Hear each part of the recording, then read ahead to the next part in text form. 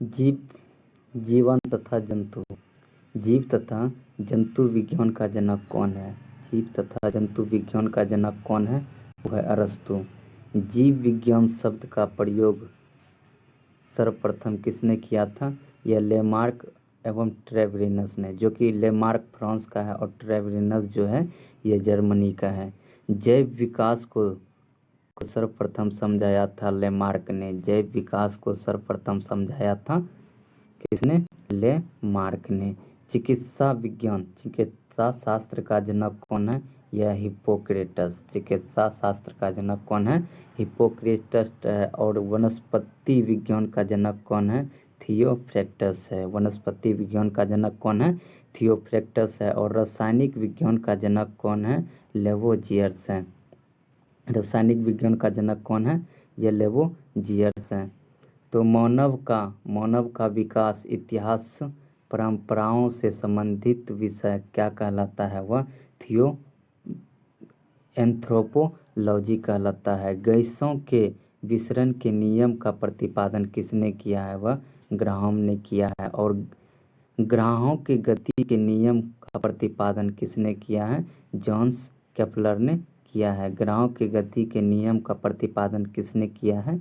Johns Kepler ने किया है। E बराबर mc स्क्वायर जो है यह एक समीकरण दिया था किसने? यह आइंस्टीन ने दिया था। जड़त्व के नियम की खोज की है गैलीलियो ने। जड़त्व के नियम की खोज की है गैलीलियो ने। गुरुत्वाकर्षण के नियम का प्रतिपादन किसने किया है? न्यूटन ने किया है। गुरुत्वाकर्षण के नियम का प्रतिपादन किसने किया है?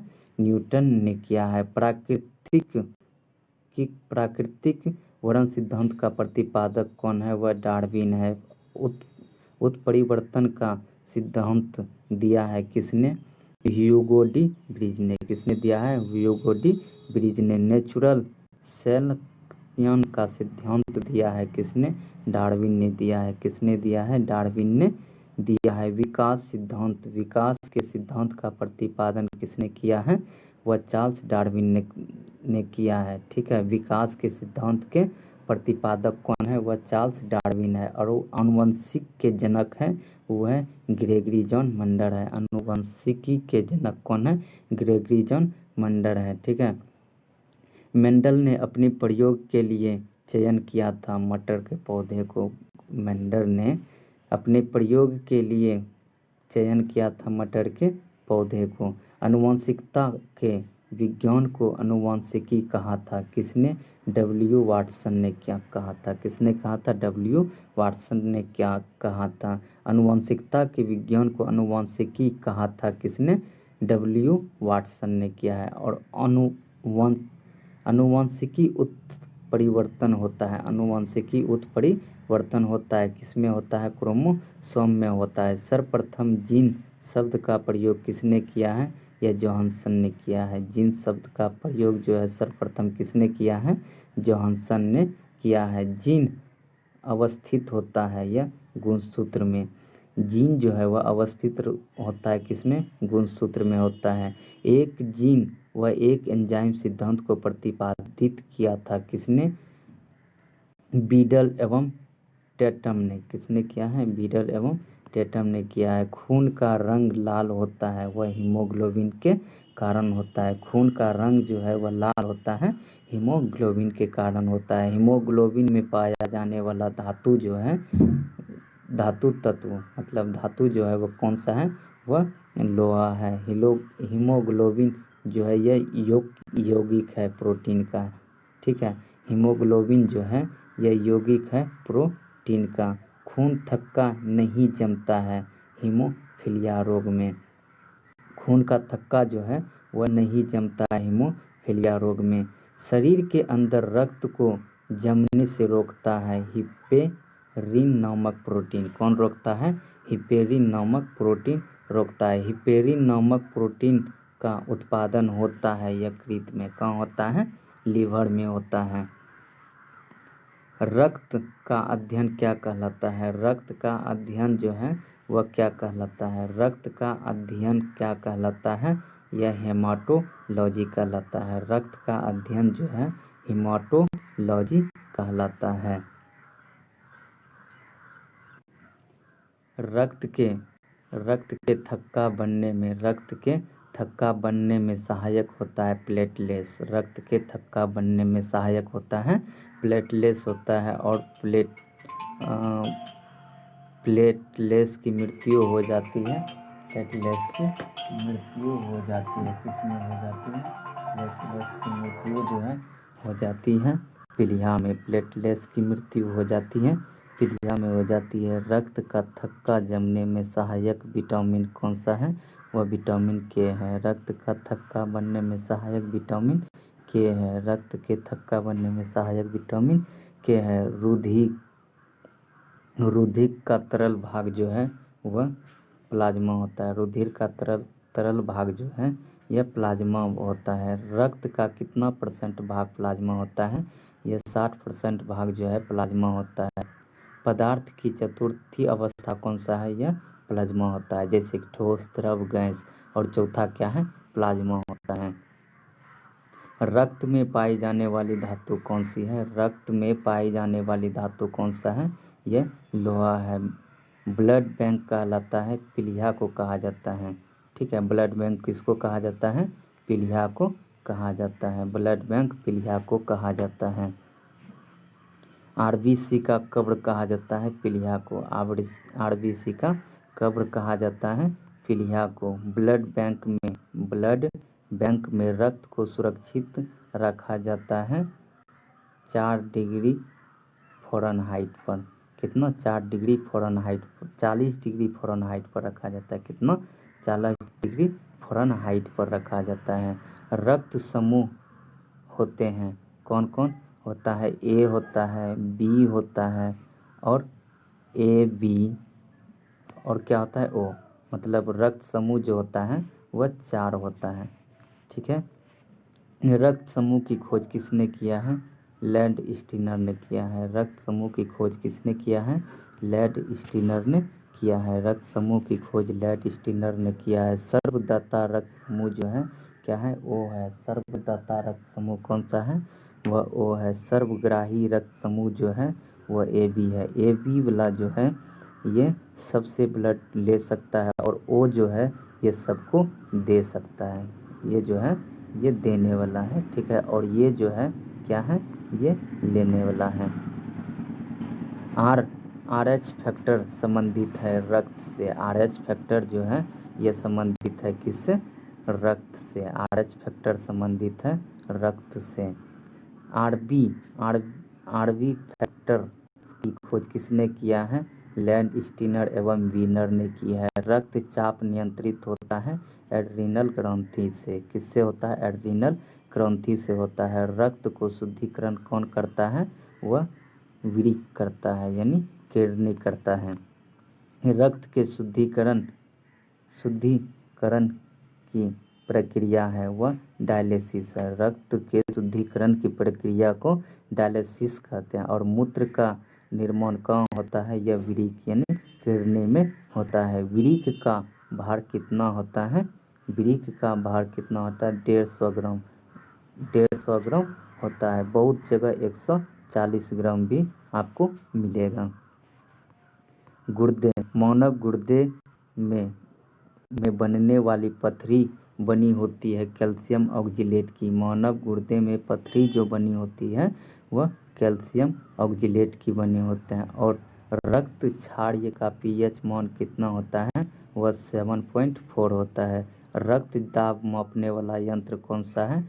वह स्फेग्नोमैनोमीटर है। स्फेग्नोमैनोमीटर है रक्त दाब को मापने वाला यंत्र। सर्वप्रथम रक्त परिसंचरण तंत्र का अध्ययन किया था किसने? विलियम हार्वे ने किया था। किसने किया था? विलियम हार्वे ने किया था। शरीर में हृदय की ओर और रक्त ले जाने वाली रक्तवाहिनी को क्या कहा जाता है? वह शिरा कहा जाता है। ठीक है, तो हृदय से शरीर की ओर रक्त ले जाने वाली वाहिनी को कहा जाता है धमनी कहा जाता है।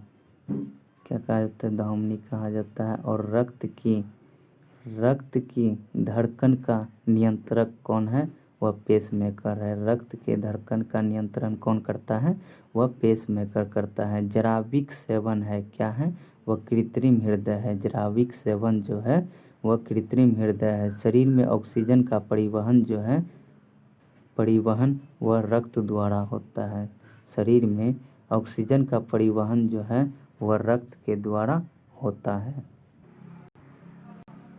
पित्त होता है, ठीक है, पित्त होता है, यह पीले हरे रंग का क्षारीय द्रव होता है। पित्त जो है वह होता है पीले हरे रंग का क्षारीय होता है। पित्त का पीएच मान कितना होता है? 7.7 होता है।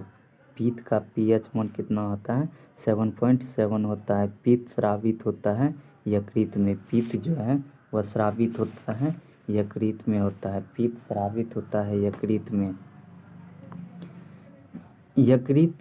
यकृत में भविष्य के लिए भंडारित रहता है, मतलब लीवर में जो है वह भविष्य के लिए भंडारित रहता है। विटामिन ए भंडारित रहता है। पित्त जमा होता है किसमें? पित्ताशय में होता है। पित्त जमा होता है पित्ताशय में। हाइड्रोफोबिया रोग जो है वह कुत्ते के काटने से होता है। हाइड्रोफोबिया रोग जो होता है वह कुत्ते को काटने से होता है।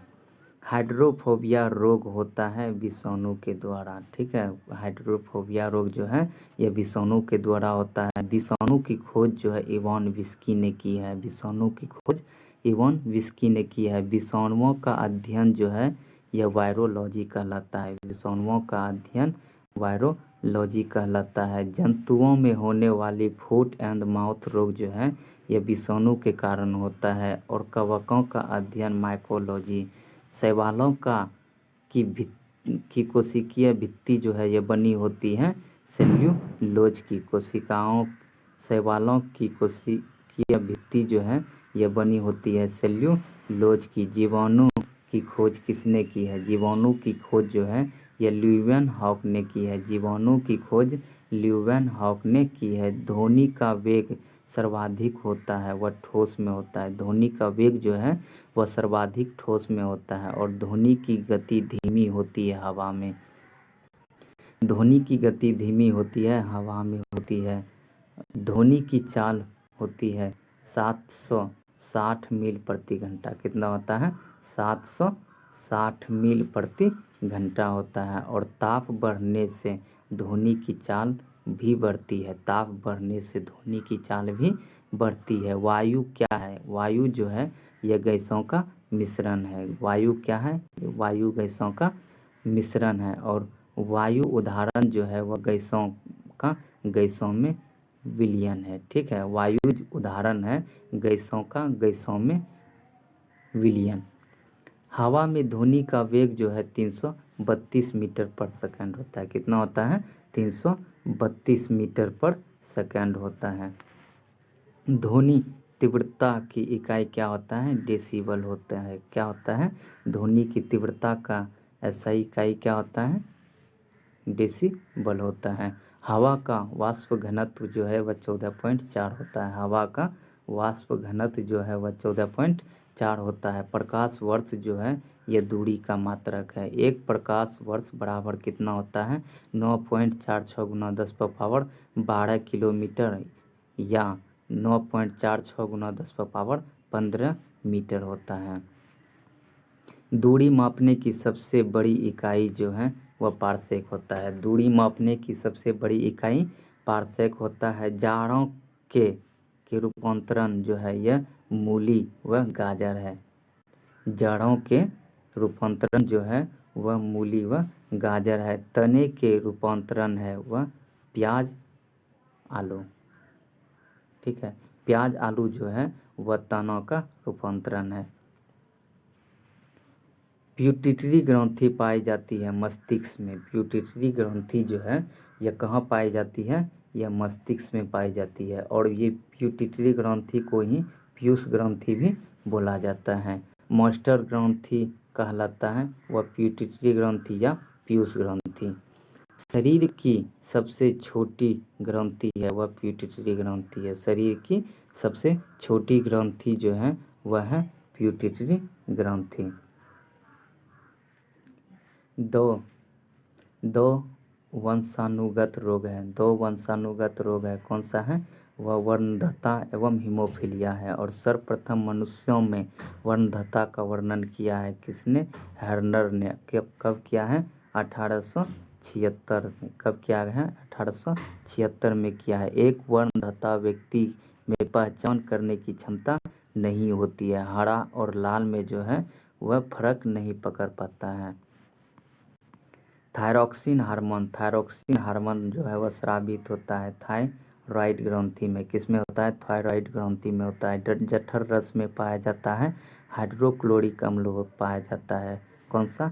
HCl। कौन सा पाया जाता है? हाइड्रोक्लोरिक अम्ल पाया जाता है। लाइकेन में परस्पर सहजीवी मौजूद होता है, कवक और शैवाल। लाइकेन में सहजीवी मौजूद होता है, कवक और शैवाल होता है।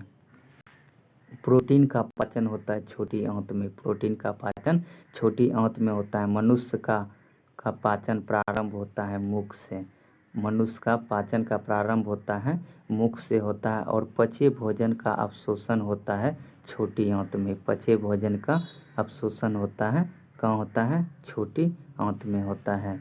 लार में पाया जाने वाला एंजाइम जो है वह है टाइलिन। लार में पाया जाने वाला एंजाइम जो है वो है टाइलिन।